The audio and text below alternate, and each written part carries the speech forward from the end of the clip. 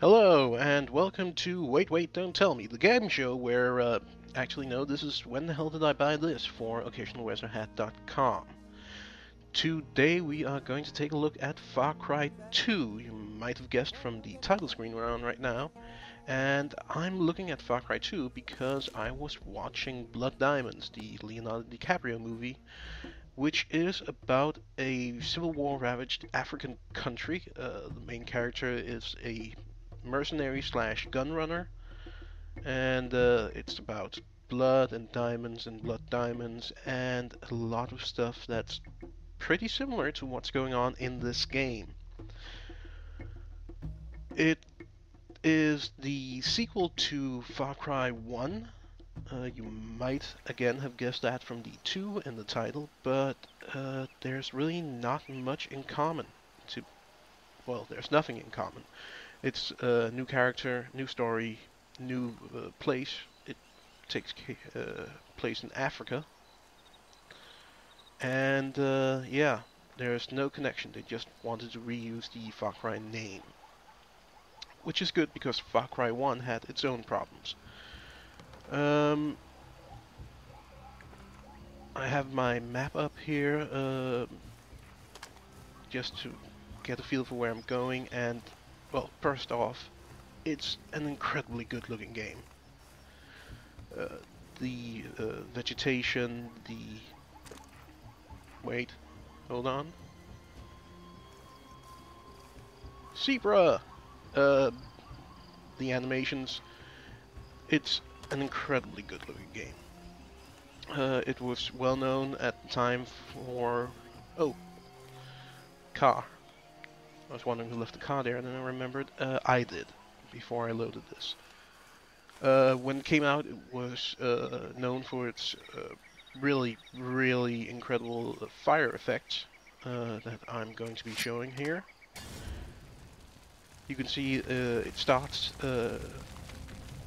taking hold here, and then it starts spreading like wildfire.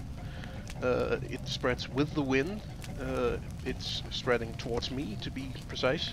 I'm just going to back up a bit here, a little more.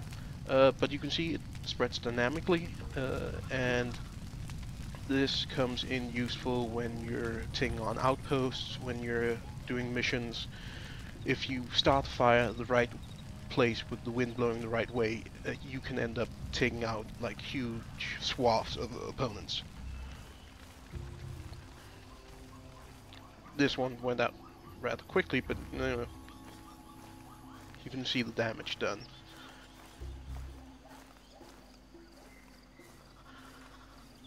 Apart from that, well, it's a first-person shooter, an open-world first-person shooter. You saw the map a bit earlier. That's the only map you get.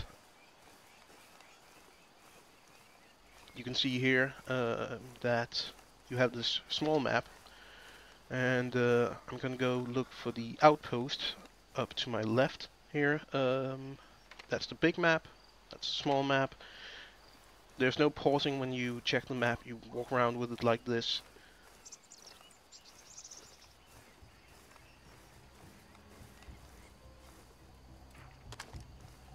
We're on the road here.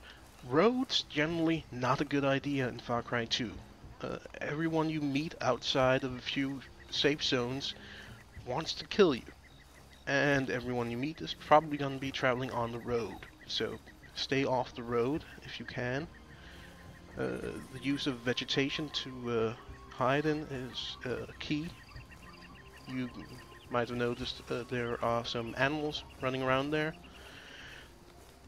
It's one of those very telling moments in a game where there are only herbivores in the game because they tried to make carnivores, but they couldn't figure out a working ecosystem that didn't end up with all the herbivores getting eaten and all the carnivores dying of hunger.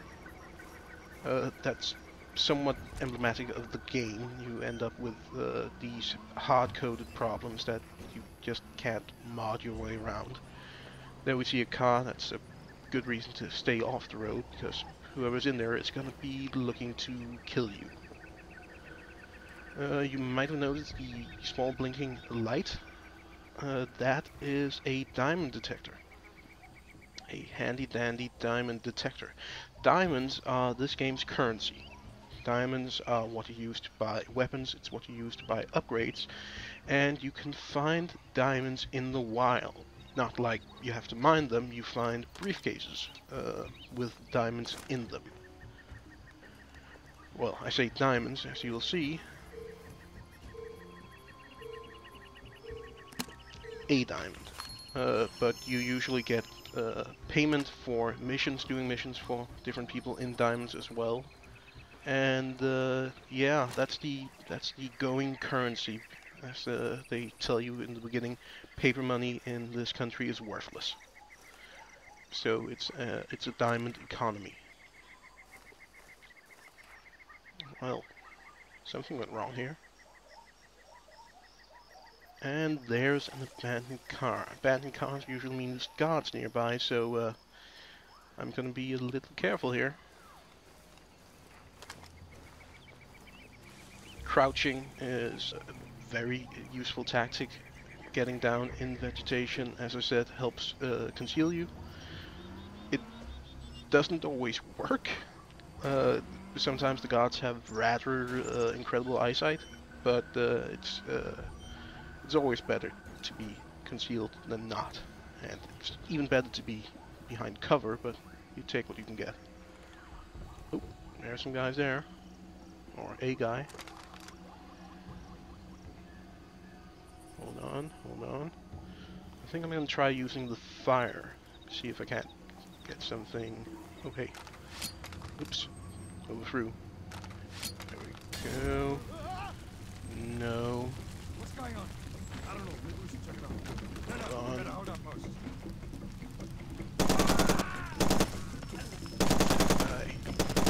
Alright. Yeah. It worked as a distraction. It worked as a distraction, at least,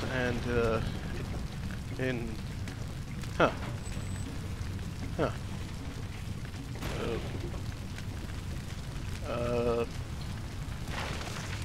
That might have been overkill.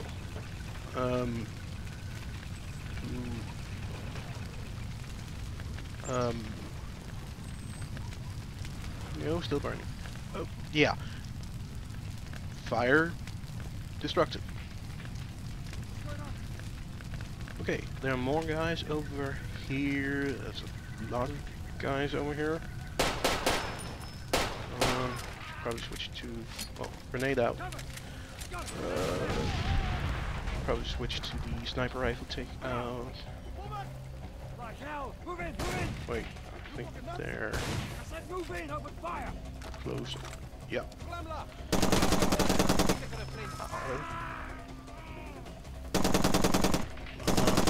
There we go.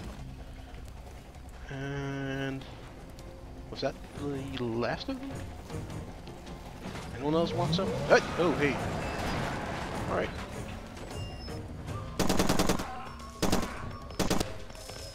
Alright. That might have been the last of the... Alright.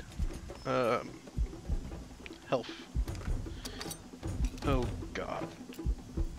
Yeah, that's how you stabilize your health, by doing gruesome things to yourself. And this is how you heal yourself, by doing drugs. Remember, kids, drugs are cool.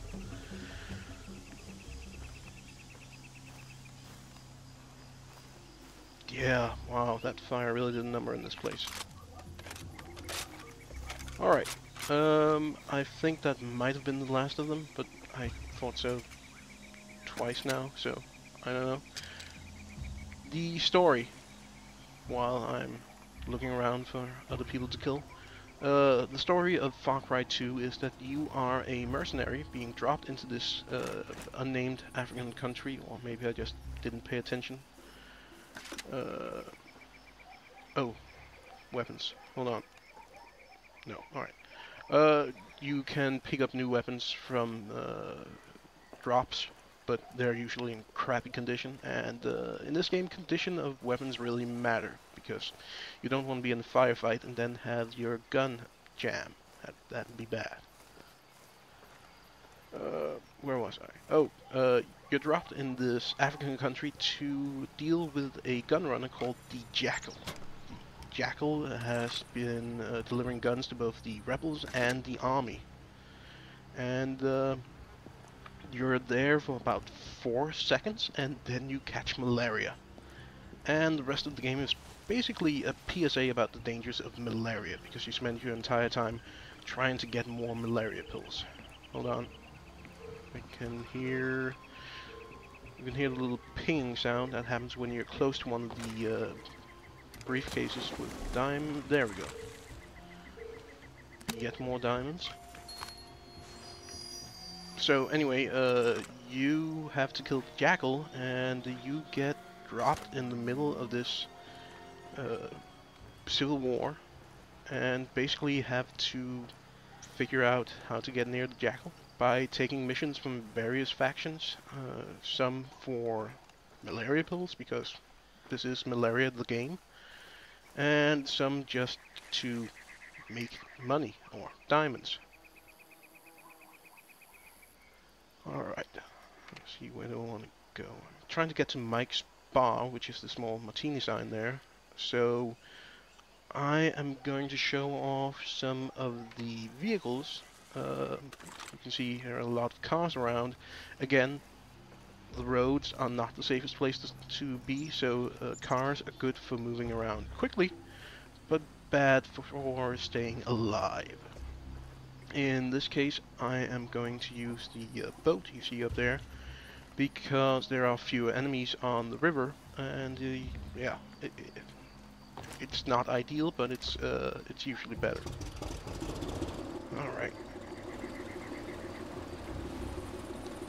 Where I am in the game right now is that I have basically you end up in a hotel where you pass out from malaria, and when you wake up, the whole city's gone to hell, and they're fighting in the streets. And depending on where you are when you pass out from malaria again, is which faction you start with. So I'm doing some rebel missions right now. There's a safe house up here that I'm going to show off. The safe house effect is less of an issue on the PC, because you can save everywhere, but this was also a console game, which also explains some of the hard-coded difficulties that plague this game. I say hard-coded because there are a lot of games where you can end up modding things. Ooh, diamonds. But some of the problems here just won't go away because it's an engine limitation. There we go. Alright. Now, you see up here the safe house, and now how this usually works is there are one or two or, well, there are 2 or 3 guys sitting around somewhere outside or standing around, and you kill them and you unlock the safe house where you can then save your game. It's a very pro-killing game, this. So, not seeing them anywhere.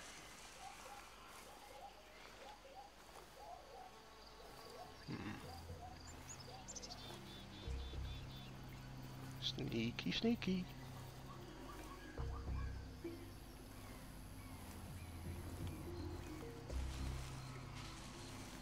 I'm a big fan of handguns in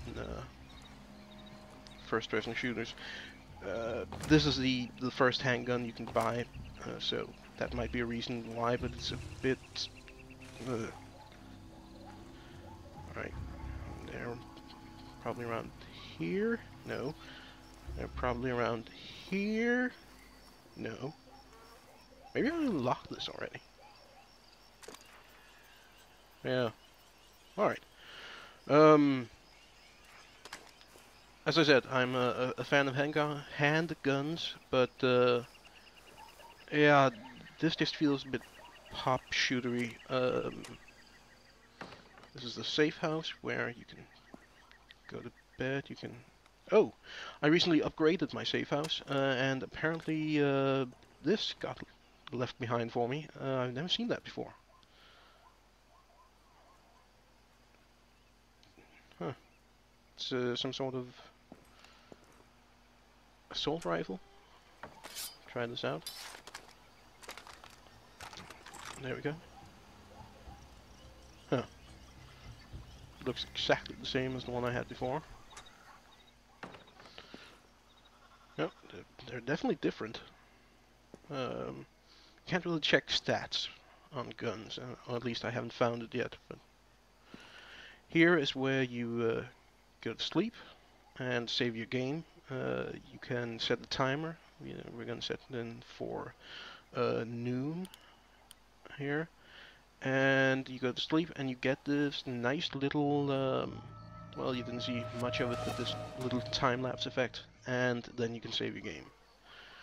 Sometimes it's better to take on a mission at night where there's worse visibility for the guards, and sometimes you just want a bright sunny day. Let's see.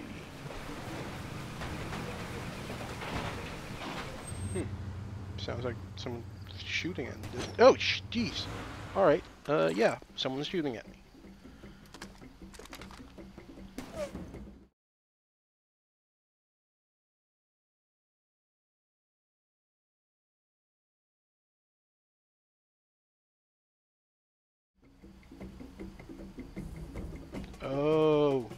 Oh, hello. There he is. We have a sniper. Missed. Damn it. Alright. Come on. Stand up. There we go. Yeah. Alright, I should have remembered that there was a sniper there because I actually cleared out this outpost before, and there was a sniper there. But outposts regenerate. That's one of the hard-coded difficulties there is with this game. They regenerate as soon as you leave the quadrant, the part of the bigger map that they're in. So you can't really clear out a place. You can't make it safe. It's always gonna repopulate as soon as you turn your back, basically. Yeah, this is one of the problems you can run into because this is an open world game where they have, you know, guy with a sniper rifle, you have no idea where he is, or you spend a couple of minutes just going, someone shooting bad. Ah. Alright, let's go clean this out again. I was talking earlier about the handguns. That's right. I'd love for them to have a bit more pop, because some of these enemies are a bit bullet spongy, but I'm playing on hardcore, not because I'm particularly good at the game, but simply because they're supposed to change the... Oh, there you go. Change some of the... Oh, God damn. Change some of the weapon dynamics. It should be doing more damage. Oh, jeez. Hello, hello. Hello? Ah! God! Okay, that's not... Yeah. Alright, this is a good time to show what happens when you die, because you don't. You have two buddies. This is your rescue buddy. Your rescue buddy will come, when you die, they'll pick you up, they'll drag you away, they'll shoot you full of morphine, and hand you a gun and help you kill the people that are trying to kill you. It's very kind of them. Then you have the... Oh. Oh. One more guy, and then we're done. Alright. Ow! God! Alright. Hey, check your wounds. Stand still. And die. Good. Alright. Where'd she... Huh. Alright. Well, that was the rescue buddy. You have a mission buddy who, when you are on missions, will give you alternative ways of doing the mission, where you can do a supplementary mission that ends up helping you. Oh, there she is.